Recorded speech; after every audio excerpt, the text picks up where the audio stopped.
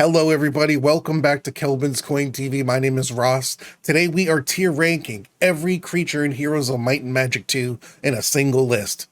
Maybe it makes more sense for us to break these units up into different categories, do them one at a time in their own tier list, but so far in the series we've been doing everything all at once, every artifact, every spell, etc.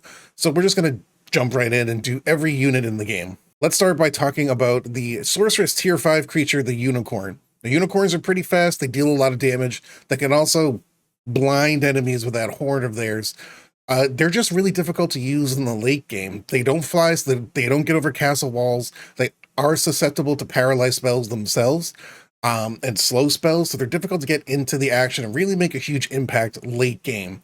For me, that keeps them from being an A tier troop, so I'm actually going to put them in B tier for now. Perhaps we will come back and revisit that, but unicorns are B tier creature for me. Vampires and Vampire Lords, the tier 4 creature for necromancers.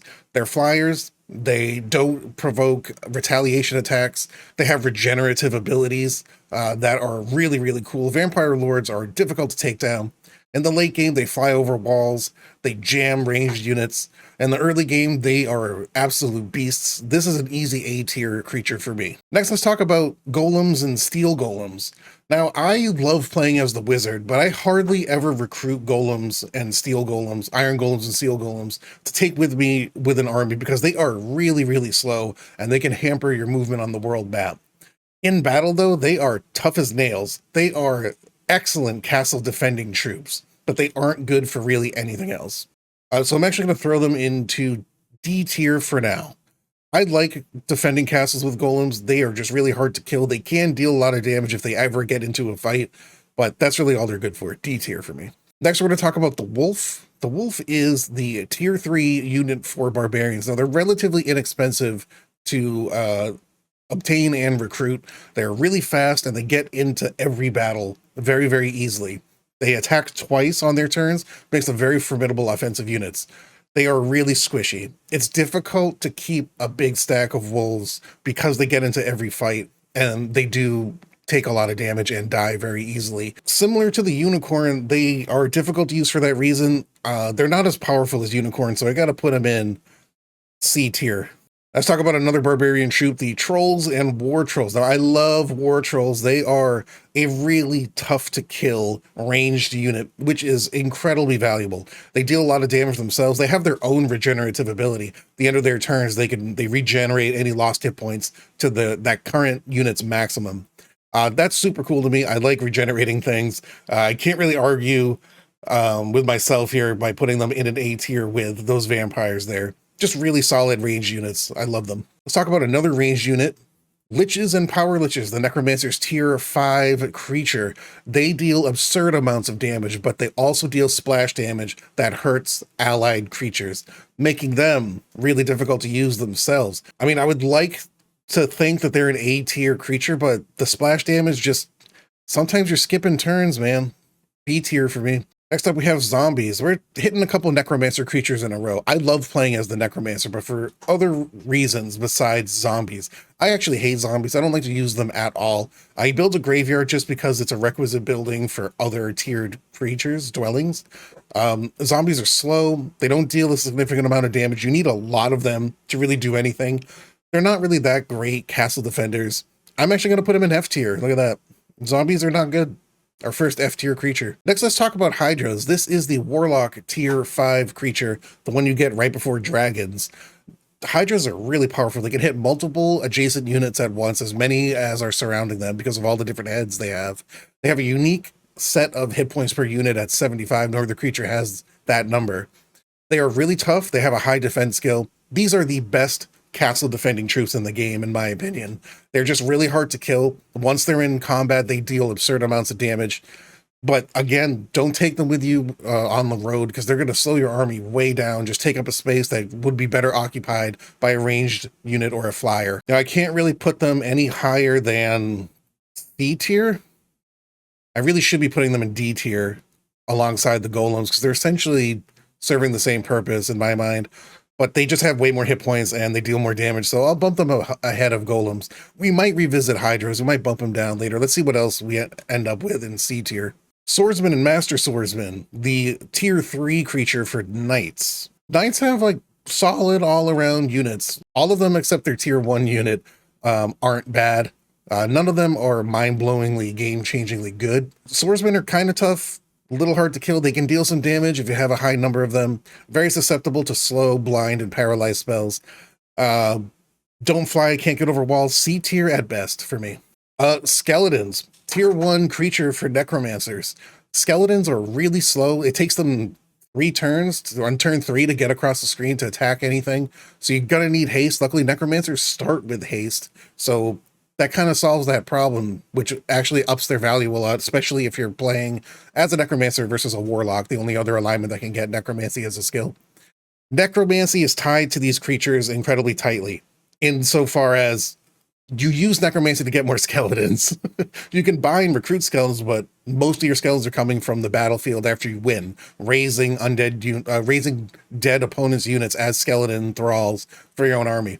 That, narratively speaking, is just super cool. Being a necromancer is awesome. That's just sick, right? Skeletons themselves, when they're in huge numbers, can drop almost any stack late game, which makes them a player in the late game. In the early game, they are slashers that can take on some things. They're very brittle. They can be killed in large groups, but luckily you're a necromancer and you can just build up those numbers again. Easily the best tier 1 unit in the game. I'm putting these guys in B tier. Hell yeah, I would rather have skeletons and other undead units than swordsmen for sure. We got our first neutral troop to rank here. These are nomads. Nomads are really fast. They're a decent offensive unit. They can deal some damage. They can take somewhat of a punch before they start getting their numbers dwindled. All around, not a bad thing to have in your army, honestly. Speed there is what's super key about nomads, what makes them good. Certainly one of the better neutral units. I'm putting them in B tier? Really? Is that what I'm doing? I think I'm putting them in B tier. Next up, we have orcs and orc chiefs. These are the barbarians tier 2 unit. They are a ranged unit. Orc chiefs surprisingly can deal some damage if you have a lot of them. And they are relevant in the medium to late game, insofar as you're going to have war trolls and cyclopes and a huge stack of ogre lords probably. We're going to be taking things like turret shots and spell attacks from the enemy, depending on if you're playing the original Heroes 2 engine or the F Heroes 2 engine. That said, they are very slow. They're very slow, and in the late game, they often don't get turns, meaning that the fight is over. You've won it before they've even had a chance to shoot anything. That said, not a bad starting unit. It's certainly not D tier. I would never put them D tier, but I would never put them B tier. So C it is. Yeah, I guess we're going to talk about peasants now. They are the tier 1 creature for knights, but you knew that already. Unless you have 2.5 million of them, F tier. They're just future skeletons, really. Yeah, okay, so in this collage of monsters, this huge pile of creatures, the Phoenix has been standing out to me the whole time. Let's actually talk about it now. This is the tier 6 creature for the sorceress. It's the fastest thing in the game. The only thing that can match it is a champion. They're the only 2 creatures in the game who have the ultra fast speed category. They can hit 2 hexes in a row, which is really good. The thing about the Phoenix though is they can die. They know how to die. They are often the target of every spell that to which they're not immune. They go first, so they get into every battle probably, and you're putting them up against the other army, and they're gonna be taking hits. They have a decent amount of hit points, but for some reason they do seem to go down. And you would think that in a game like this, an ability for the Phoenix would be to randomly regenerate some numbers or have a regeneration method somehow, but they don't, which means you have to rely on Resurrect True to keep their numbers up, or spending the money to recruit them at different castles. Now, they aren't really that expensive to recruit. It's 1,500 gold and 1 mercury per unit, which is actually pretty cheap considering the cost of other tier 6 troops. But I'm taking that into consideration here because I personally like the Phoenix. I like using them. I like recruiting them. I like it when they're in my army. I'm actually going to put them in A tier. Let me know in the comments if you think you would have put them higher or lower. Thinking with the sorceress thing, let's talk about sprites, the tier 1 unit for the sorceress. Sprites are flyers, which is really good. They are incredibly fragile. incredibly fragile. But they do pack a punch, and they also do not allow retaliation attacks. Flyers are always useful, but sprites are just incredibly weak. I'm not going to put them any higher than D tier. Certainly better than peasants because they can fly. And if you have like over 700 of them, they can do some damage. But you're going to lose your sprites if you're going to fly them into battle all the time. D tier at best. Let's talk about griffins. Griffins are a warlock troop. They can fly, which is really nice. They deal an okay amount of damage. The real benefit to having griffins in your army is that every time they get attacked, they retaliate. Unless it's a vampire sprite, a rogue, or something else that doesn't allow retaliation attacks. That can be really good. That's a really good troop for dealing casualties to an enemy. But they themselves are kind of squishy. They tend to get hurt a lot. Similar to a wolf. They're like a flying version of a wolf, kind of. They don't have double attack, but the multi-retaliation kind of is like a multi-attack. So I'm going to equate them in some regard to a wolf. Maybe slightly better because they can fly, but I'm not going to put them in a B tier with power liches and skeletons. I'd like to talk now about the Medusa, if I may. Neutral unit. They are relatively, so I think they have an average speed. Their animation and some game speeds makes them seem slower. They have a very good attack skill. They can deal some damage. Their gaze, of course, can turn an enemy into stone, which is essentially paralyzing them. I like Medusa a lot. I never enjoy fighting them, ever. Having them in your army can be really strong sometimes, especially if there are a lot of ruins on the map, and you can get access to a large number of them. B tier for me, they're every bit as good as nomads, if not better, because they can stone things, but I'm not going to put them on the same tier as vampires and trolls. Centaurs are the tier 1 unit for warlocks. I personally do not enjoy using centaurs at all. They seem squishier than they should be. It's impossible to keep a big stack of them in an all warlock army. I don't really use them at a certain point. They are super useful in the early game since they are a ranged unit. But one thing that's interesting is that they take up 2 hexes. So they're a little bit more difficult to defend against flying creatures, especially things like gargoyles and sprites, things that take up only 1 hex themselves, so they can get in there in ways that you can't sort of block, which really detracts from their value. They don't deal a lot of damage unless you have hundreds of them. I really don't like centaurs at all. I'm putting them in F tier. F plus, maybe. Not D minus, F plus, okay. Mummies and royal mummies are fast melee creatures, fast grounded units that can curse opponent stacks, which is nice. That's good. That said, they do not have a lot of late game value. They're only a little bit more useful than, say, Master Swordsman. So I kind of want to make them like a B minus tier. As much as I would love to put him in a B tier. B tier? You know what? I'm going to put him in B tier for now. It's difficult to put skeletons ahead of them, just given what their stats actually say. I'm going to make mummies B tier. Rocks are a wizard troop. They are the wizards tier 3 troop. Scary looking flyers who can climb over walls and deal a decent amount of damage. Pretty good unit. It's similar to me to a warlock's griffin, except that they're a little bit tougher and a little bit faster, actually. So I think I'm actually going to put rocks ahead of griffins because they are better damage dealers. So I'm going to put them there, actually, in B tier. All right, next up, we're going to talk about Titans because we haven't put an S tier creature on the board yet. Titans are easy S tier. I mean, I don't think anyone's going to argue with that. They are arguably the most powerful creature in the whole game. They have a lot of toughness, a lot of hit points, a super high attack skill. When they're giants, they're melee only, but when they're titans, they're ranged. And there's something really heavy feeling about throwing that lightning bolt, that animation, and that sound effect. And the sound design for them is incredible. They just feel heavy and powerful. And they deal crap tons of damage. You got a big stack of titans, you are pretty much unstoppable. Easy S tier. I don't think anyone's going to complain or fight me on that. While we're on the subject of titans, the only thing that can reasonably take one-on-one is a black dragon. Black dragons don't have the attack and defense skill of a titan, but it's close. Titans are at 15 for attack, 15 for defense, and black dragons are at 14 respectively, so that's really close. Same number of hit points. The thing that separates black dragons from titans, in my opinion, are 2 things. One is complete immunity to spells. Titans have some immunity to spells, like mind-altering spells. Dragons are immune to all magic. Now that includes things like haste and bless, but I don't think you really need to cast those spells on a Titan. The second thing is, black dragons can fly over walls. Now, if you don't have an archery skill or the golden bow, even Titans are susceptible to halved damage over walls, when shooting over walls.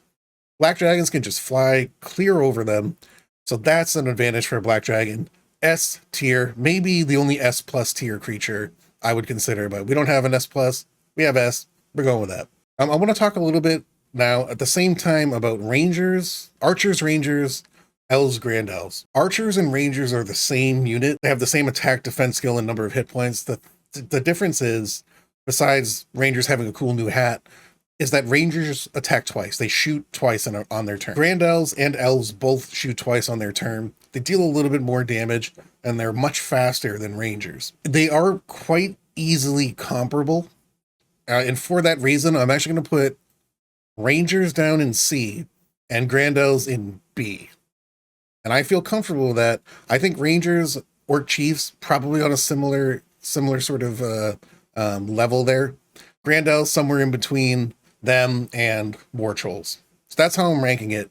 Maybe it's not fair to directly compare them. I'd like to, because they are very similar. I'm also going to talk about Greater Druids and Archmagi at the same time too. I love Greater Druids. They deal a lot of damage. They're a little bit squishy, but they're good. They're certainly better than Grand Elves, so I'm going to put them in A tier.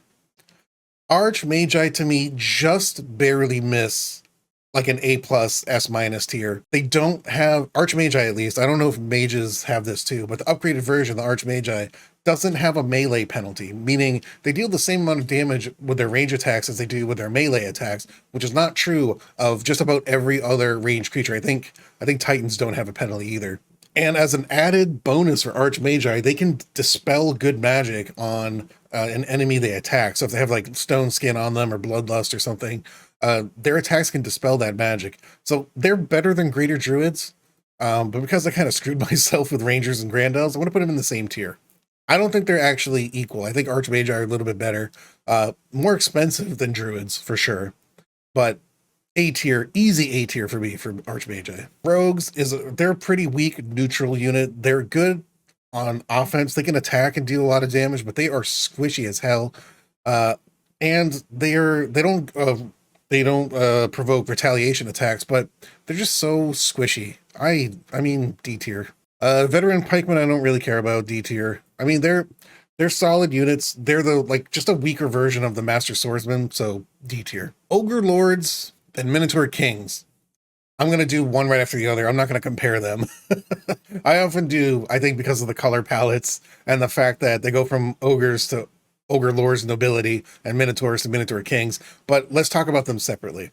Ogre Lords are one of the best castle defense units in the game because they are tough as nails and they can deal a lot of damage. I can't put them in A tier. They're not on the same level as like an Archmagi, but B tier I'm really comfortable with.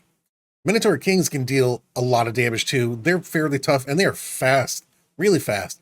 Whereas Ogre Lords are tough as nails. These guys are speedy quick.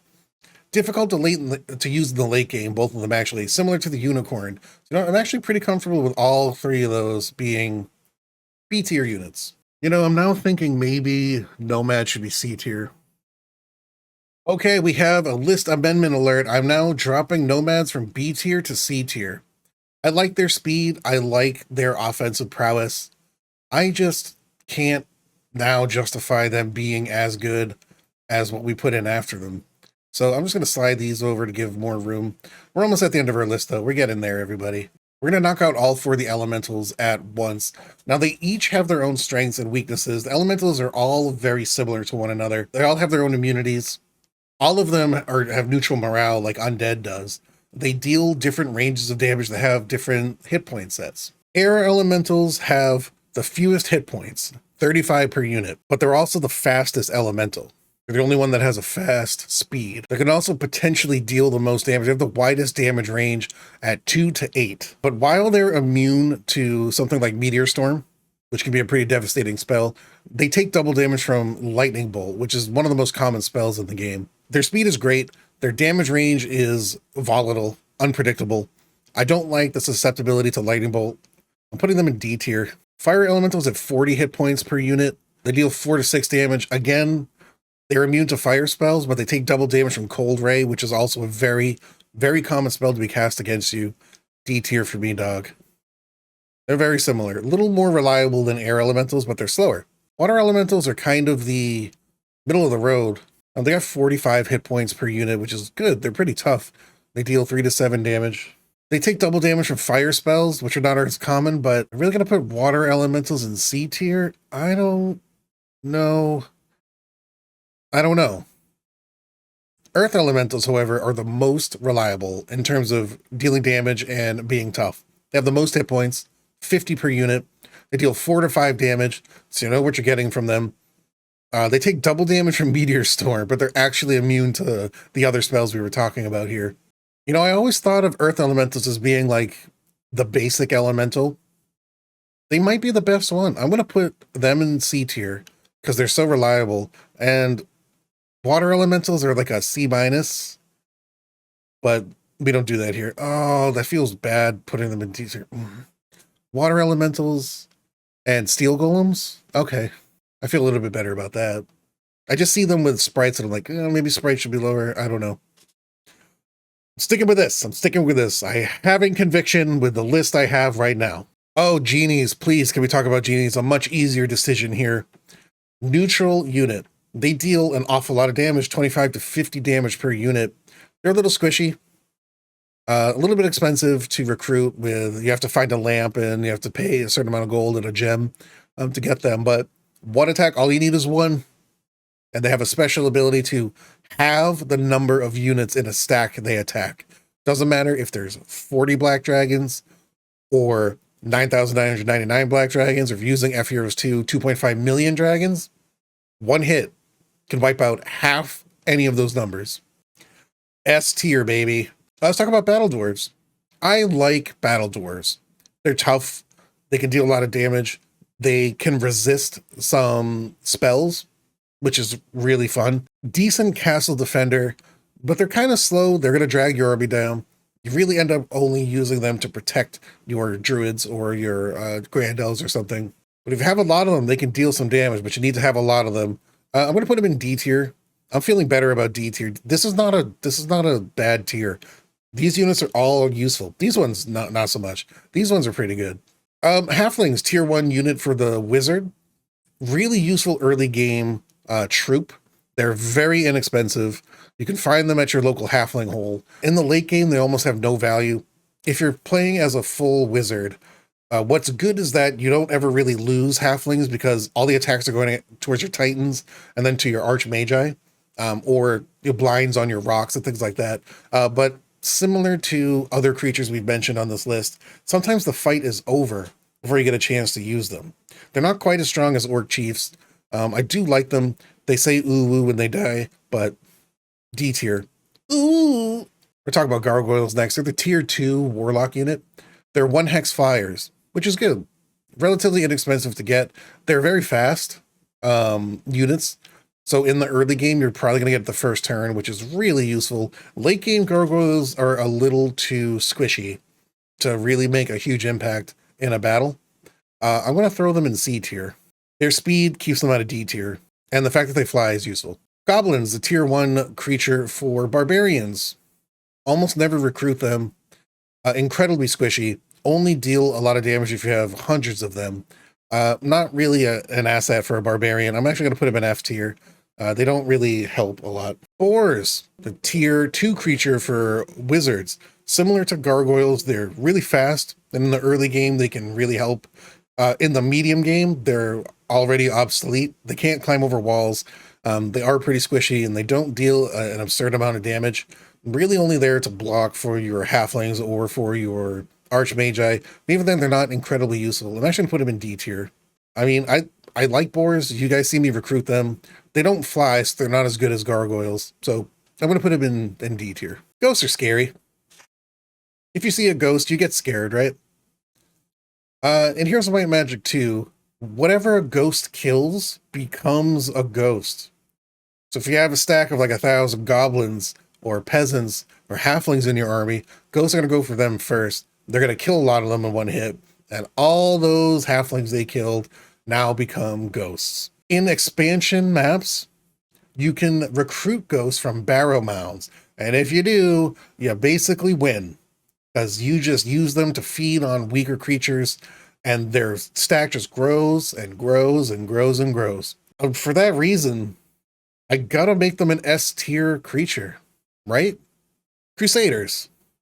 They're the tier 6 unit for knights. They start as paladins, they can get upgraded to crusaders. They have 2 attacks in either form, and they deal a lot of damage, and they're fast and they're tough, but they do not fly and they aren't ranged. They are susceptible to things like paralyzed, blind, and slow. So I can't make them S tier. They're definitely not S tier, but it would pain me to put them anything lower than A tier because they are pretty devastating. Crusaders too deal double damage to undead, and that's really cool, I guess. I don't know how often you fight undead with them, but if you do, you're probably going to win. I can't put them in B tier, I got to put them in A tier. Bone Dragons. The tier 6 creature for necromancers. Relatively inexpensive to get. The laboratory costs, I think, 5 of every resource at least, and 10,000 gold, so that's expensive. But bone dragons themselves, like crusaders, don't cost an additional resource. It's just gold. On the battlefield, they are slow, but they fly and they deal incredible amounts of damage. Moreover, they lower the morale of the opposing army. And that's not nothing. If crusaders are A tier, bone dragons have to be there with them. A tier for me. Oh, the Cyclops. Oh man, I don't know where to put the Cyclops either. Similar to a crusader, they can move on the battlefield pretty quickly. They're tough, they deal a lot of damage. They have a double hex attack. Only 1 attack though. I don't know. They're certainly not B, but they're not S either.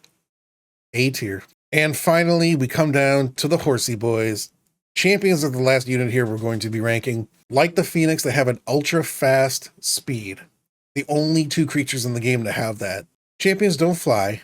They don't deal as much damage as the Phoenix. But I would take champions every day over unicorns or even Minotaur Kings. Probably like a B plus for me, but we don't do pluses or anything like that. I'm going to put champions in A tier.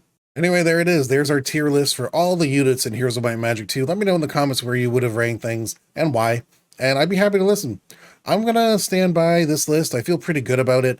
The thing I was most surprised about was how good the D tier actually is. That's pretty good. Those creatures are not bad. They all have their own strengths and weaknesses, but there's not a whole lot of variance in terms of value from D tier all the way to B tier. The stuff in F tier should never be in your army. The stuff in A tier and S tier is what's going to be in your final, your final battle army anyway. So I'm feeling pretty good about this. Let me know how you would have ranked it. Thank you all for watching Kelvin's Coin TV. My name is Ross. This has been tier ranking every unit in Heroes of Might and Magic 2. See you in the next episode. Bye.